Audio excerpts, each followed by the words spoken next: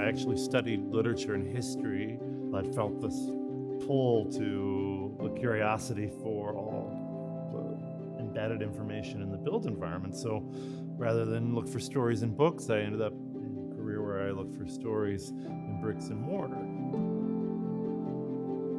I think in terms of St. Louis's built environment, I think people need to realize it's a national treasure. When you think about cities that have such an abundance of hardy red brick architecture with such elaborate and beautiful detailing, I mean, the material culture of our architecture is, it's exquisite.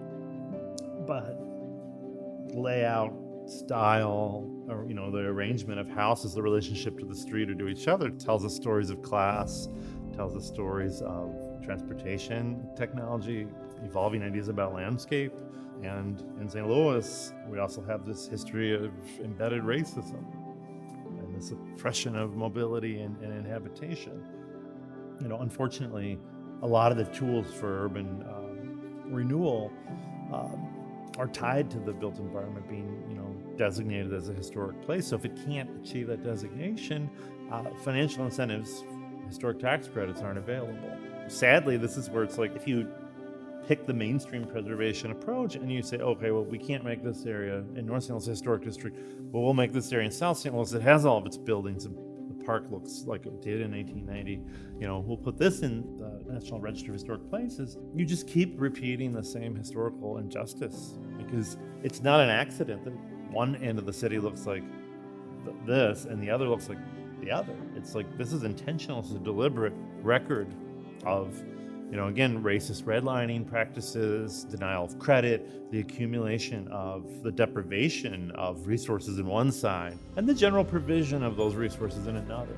And so historic preservation has a chance to stop the historical injustice. The whole reason we're preserving things, right, is to tell the story of this country. So if we're omitting the parts that are unpleasant or the record of injustice in the past, well, then we're not telling the full story. We're trying to conceal part of that. But then on the other hand, we're also shaping the future. St. Louis is starting to be a little bit more on the national map. And I think that's a good thing, but it's a reason to start planning for how we're going to care for this great treasure. We're in a great position for climate change. Being inland with fresh water, we're in a great position for jobs because we have this underused airport. We have infrastructure already ready to go. We have world-class universities. We have, one of the greatest hospitals in the world.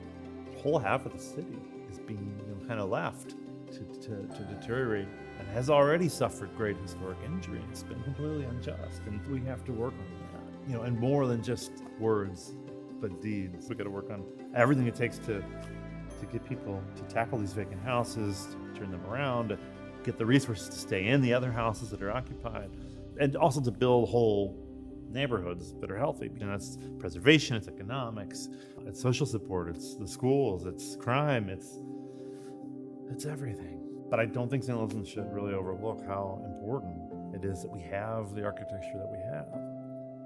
And the nation's going to figure that out sooner or later.